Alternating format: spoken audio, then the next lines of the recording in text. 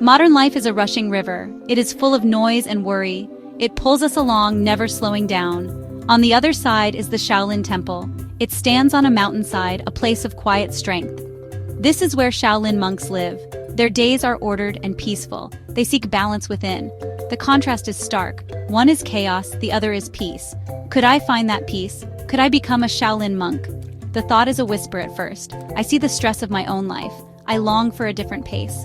The Shaolin way calls to me. It promises not an escape, but a confrontation. To face myself, my weaknesses, my desires. It is a daunting path, but also alluring.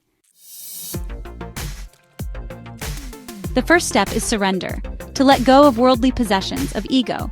It is to accept a life of simplicity and discipline. The monks shave their heads, a physical symbol of this letting go.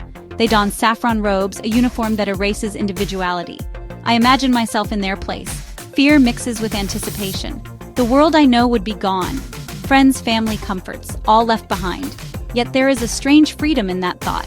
To be unburdened. To start anew. The path of the Shaolin monk is not a rejection of the world, but a stepping back from it. To see it and myself more clearly. The training is harsh, a test of limits. Before dawn, the monks are awake. They run through the mountain mists, their breath forming clouds in the cold air. Their bodies are instruments to be honed. Hours are spent in practice. Kung Fu, with its fluid movements, becomes a meditation in motion. Each punch, each block, a step closer to mastery. I envision my own body pushed to the edge, muscles burning, lungs screaming for air. The physical pain, a teacher, pushing me beyond what I thought possible. The monks believe a strong body houses a strong spirit. Through discipline and endurance, the body is transformed. It becomes a weapon, yes, but also a vessel for something greater. Section 4. The mind as canvas. Physical strength is only half the equation. The mind, too, must be trained. Meditation is the key. Hours spent in stillness, watching the breath, quieting the endless chatter of thoughts. The Shaolin monks study Buddhist scriptures. They learn about compassion, about detachment, about the impermanence of all things. This, I think, would be the greatest challenge. To tame the wildness of my own mind. To find the stillness within the storm. I imagine the frustration of distraction, the slow, painful process of gaining control. But in the silence, wisdom can emerge, a clarity that pierces illusion. This is the true goal of Shaolin training, enlightenment.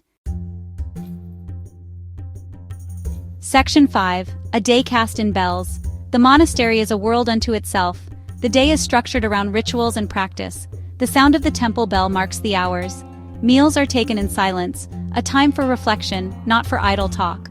The monks sleep in simple dormitories, their belongings few. There is beauty in this simplicity. I picture myself within this structured existence, the initial disorientation giving way to a comforting rhythm.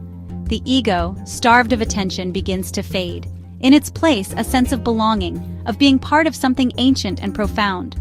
The monastery is not just a place, but a living tradition passed down through generations. Section 6. Trials and Transcendence. The path of the Shaolin monk is not easy. Temptation and doubt will arise. The ego fights to regain its hold. Old habits resurface. Frustration and despair are part the journey. But the monks believe in perseverance.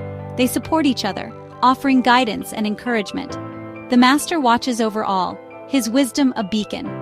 I know there would be times I would want to give up, to return to the familiar comforts of my old life. But I imagine the strength I would find in my fellow monks, the shared struggle, the understanding in their eyes.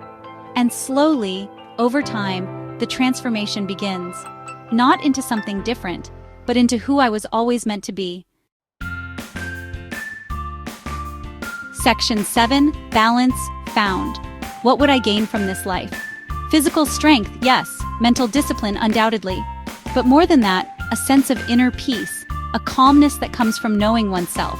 The world outside the monastery would still hold its chaos, but I would face it with a stillness of heart, a strength that comes from within. The Shaolin monk embodies a balance between body and mind, strength and compassion, discipline and freedom. It is a lifelong pursuit, this journey towards enlightenment. But even a taste of that balance, a moment of true inner peace, would make the journey worthwhile.